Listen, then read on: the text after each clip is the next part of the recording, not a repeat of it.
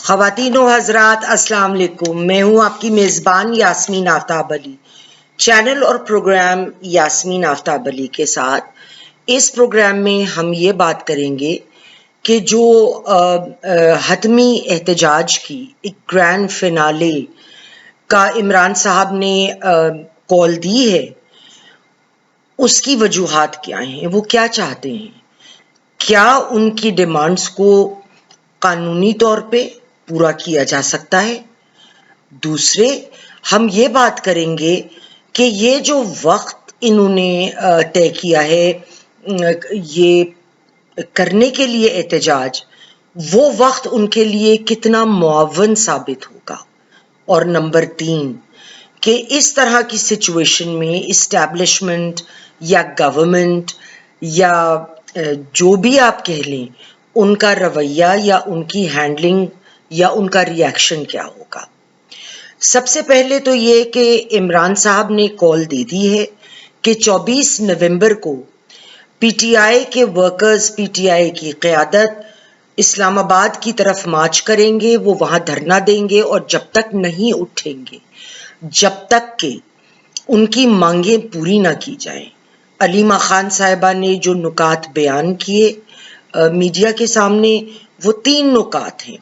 پہلے 26ویں ترمیم کو ریووک کیا جائے، دوسرا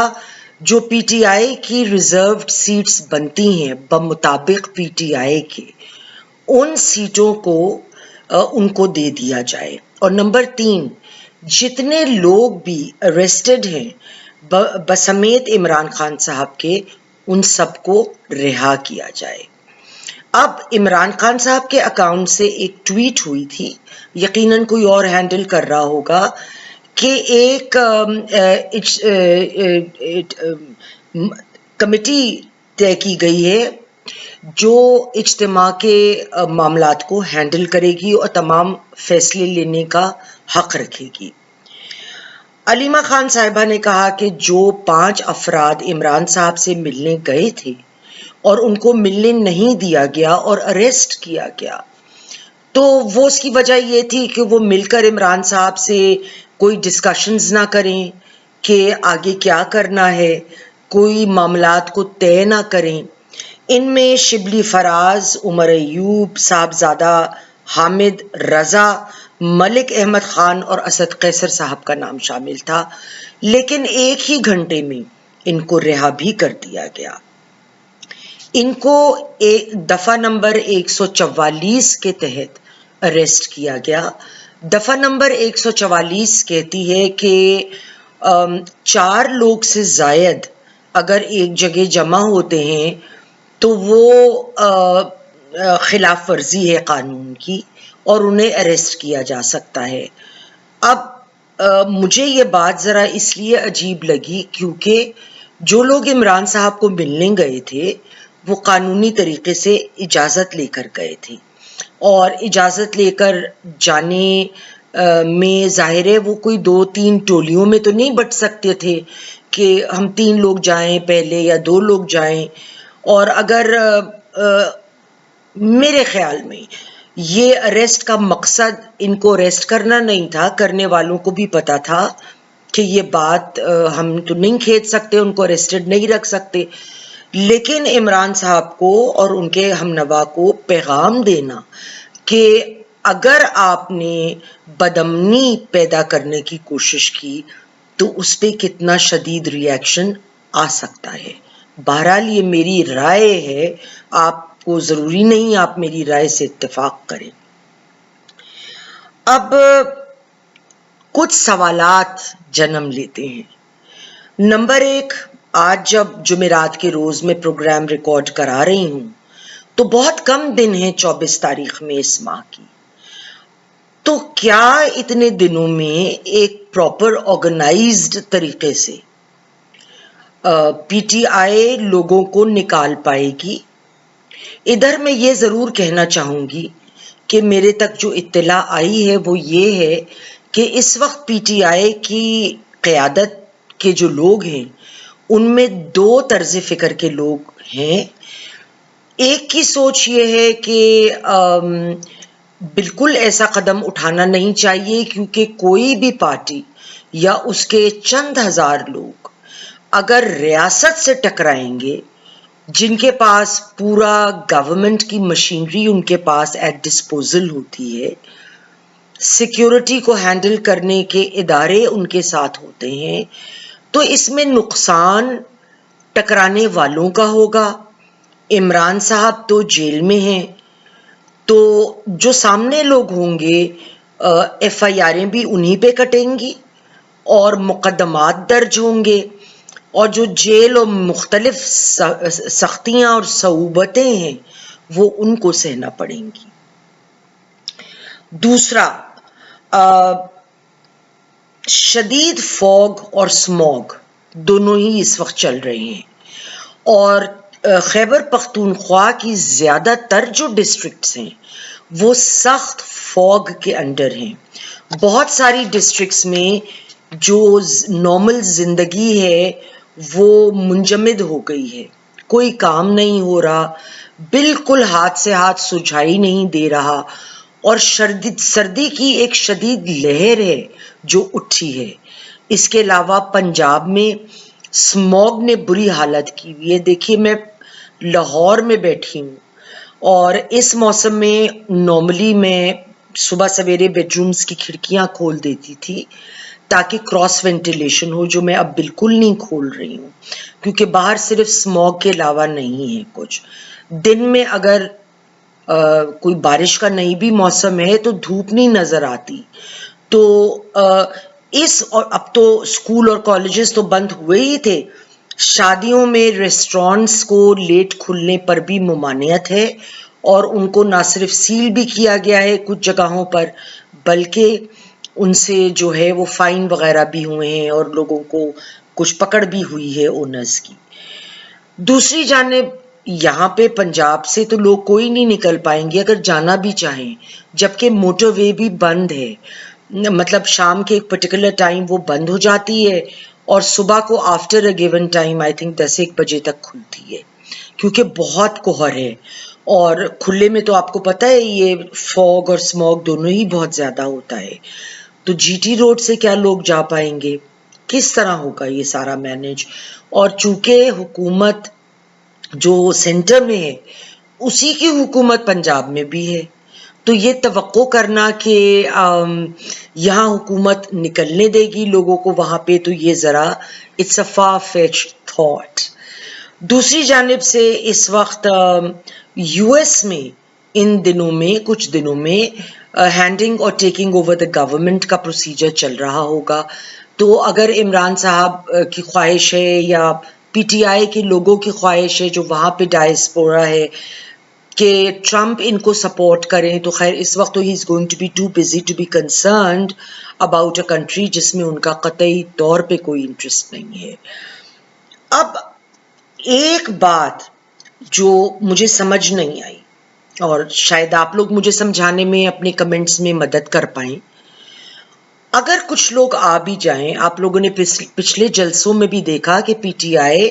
سڑک پہ لوگ نکالنے میں کامیاب نہیں ہوئی ہے، مانیے کہ لوگ آ گئے، اب 8,000 10,000 لوگوں سے تو نہیں ہوگا کام، کم از کم 1,00,000 تو لائیں۔ مطلب یہ ایک کامن سینس ہے نا، اسٹریٹ پاور دکھانا ہے تو اسٹریٹ پاور نظر آنا چاہیے۔ وہ لوگ کتنے لا پاتے ہیں، اور فرض یہ بھی کر لیتے ہیں کہ گورنمنٹ جو ہے وہ ان کو اجازت بھی دے دیتے یا آپ کیپٹل میں آ جائیں، آپ پارلیمنٹ کے سامنے دھرنا کر لیں یا کوئی ایسا معاملہ، تو ادھر لوگ اتنی سردی میں کدھر بیٹھیں گے اور کتنی دیر بیٹھیں گے؟ وہ کدھر سوئیں گے؟ ان کے کھانے پینے کا کیا بندوبست ہوگا؟ اگر ان کو رفع حاجت کی ضرورت ہے تو وہ کدھر جائیں گے؟ وہ نہانا دھونا کدھر کریں گے؟ اور اگر وہ جہاں بیٹھے ہیں تھوڑے بہت لوگ، ان کو حکومت کارڈن آف کر دیتی ہے، مطلب ایک طرح سے سیل کر دینا اس جگہ، تو وہ کہیں جا کے کھانے پینے کا بندوبست کرنے کے سے بھی قاصر رہیں گے۔ اول تو میں نہیں سمجھتی اور یہ میری رائے ہے، آپ میری رائے سے اختلاف نہ بھی کریں۔ دو معاملوں میں، ایک تو یہ کہ جو ڈیمانڈز ہیں پی ٹی آئی کی، وہ اب تک صرف 1 پوائنٹ ایجنڈا پہ چلتے رہے ہیں کہ عمران خان کو رہا کیا جائے، اور میرا خیال ہے کہ جو دوسری دو شرائط ہیں وہ بھی سمجھتے ہیں، اور عمران صاحب کے کیس میں بھی، کہ تینوں معاملے کورٹ میں ہیں اور کورٹ کے معاملے سڑکوں پہ طے نہیں ہوتے، اور جہاں پر بات بہت آگے تک جا چکی ہو۔ تو اور میرا اشارہ 9 مئی کی طرف ہے۔ تو جو پہلے دو پوائنٹس ہیں کہ جی 26 امینڈمنٹ ریووک کی جائے، ناٹ پاسبل، کیونکہ پارلیمنٹ کے تھرو ایک پراپر طریقے سے ایک قانون پاس ہوا ہے۔ سیکنڈلی کہ آپ کی سیٹیں آپ کو دی جائیں جو آپ سمجھتے ہیں آپ کی ہیں، ناٹ پاسبل، کیونکہ ہماری کتنی بھی خواہش ہو کہ ایسا ہو، چاہے میری بھی خواہش ہو، لیکن میری خواہش سے فرق نہیں پڑے گا نا جب معاملہ کورٹ کچہری میں ہے، ای سی پی اس میں انوالوڈ ہے، بہت سے انسٹیٹیوشنز ہیں، تو اس کو لیگلی ہینڈل کرا جائے گا۔ اس کو کسی کی خواہش کے مطابق ہینڈل کرنے سے معاملہ بہت آگے جا چکا ہے۔ اور تیسری اور سب سے اہم بات کہ جو لوگ گرفتار ہیں ان کو رہا کیا جائے۔ میری رائے کے مطابق اصل مدعا تیسرا پوائنٹ ہے، اور باقی دو پوائنٹس جو ہیں فی الوقت ان کو ایک طرح کی شوگر کوٹنگ یا کیموفلاج کرنے کے لیے استعمال ضرور کیا گیا ہے، لوگوں کو باہر نکالنے کے لیے شاید استعمال کیا جا رہا ہو کہ پلیٹ فارم تھوڑا وائڈ ہو، تو اس میں جو لوگ 26ویں ترمیم سے نہیں اتفاق کرتے وہ بھی ساتھ دیں گے اینڈ سو آن۔ لیکن اصل مسئلہ وہی ہے کہ عمران خان کو رہا کرو، اور وہ پھر ایونچولی اگر یہ کوئی ایسی تحریک کو لے کے چلتے ہیں تو اسی پوائنٹ پہ یہ تحریک ہائی جیک ہو سکتی ہے، اور اس کے چانسز بہت ہیں۔ اس کے علاوہ دیکھیے، جہاں تک ریاست کے ریاکشن کا تعلق ہے، کوئی ریاست یہ افورڈ نہیں کرتی